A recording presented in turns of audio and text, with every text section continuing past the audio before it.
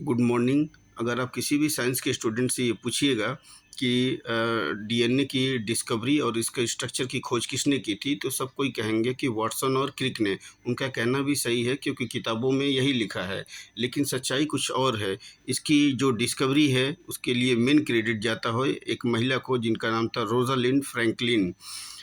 कभी कभी साइंस में क्या होता है कि जो असली हकदार होता है, जो मेहनत करके किसी चीज़ का डिस्कवरी करता है, उसका नाम कहीं ना कहीं दब जाता है और किसी और का नाम उजागर हो जाता है।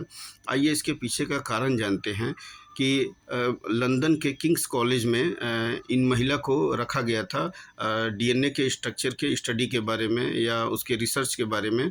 तो ये किसी के साथ कोलेबोरेशन में रखा गया था। उनका नाम था विल्किंस और उनके साथ और दो लोग थे जिनका नाम था वाटसन और क्रिक।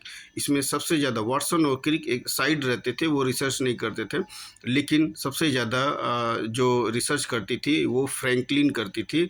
और ये फ्रैंकलिन जितनी भी रिसर्च करती थी उसका जो डेटा था और फोटो था ये विल्किंस के पास रहता था, और विल्किंस बिना फ्रैंकलिन को बताए ये डेटा और फोटो वाटसन और क्रिक को दे देते थे।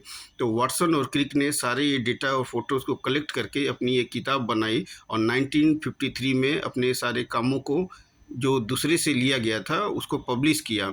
और इसके लिए 1962 में वाटसन, क्रिक और विल्किंस, जो इनका फ्रैंकलिन का डेटा दे देता था, इन तीनों को संयुक्त रूप से नोबेल प्राइज़ मिला फॉर डीएनए का जो स्ट्रक्चर और इसकी डिस्कवरी के लिए। लेकिन इसमें उन महिला का नाम नहीं आया जो असली हकदार थी, जिनका नाम था फ्रैंकलिन। और जब ये 1962 में नोबेल प्राइज़ का ये डिक्लेयर किया गया तो उससे पहले 1952 में ओवरी कैंसर के द्वारा फ्रैंकलिन नामक जो महिला थी वो उनका देहांत हो गया था। फिर भी उनका नाम नहीं लिया गया। उनके मौत के 20 साल बाद उनके कामों को देखा गया पुनः से, फिर उनको क्रेडिट दिया गया। उनके नाम से कई अवार्ड निकले और कई इंस्टीट्यूट भी बने।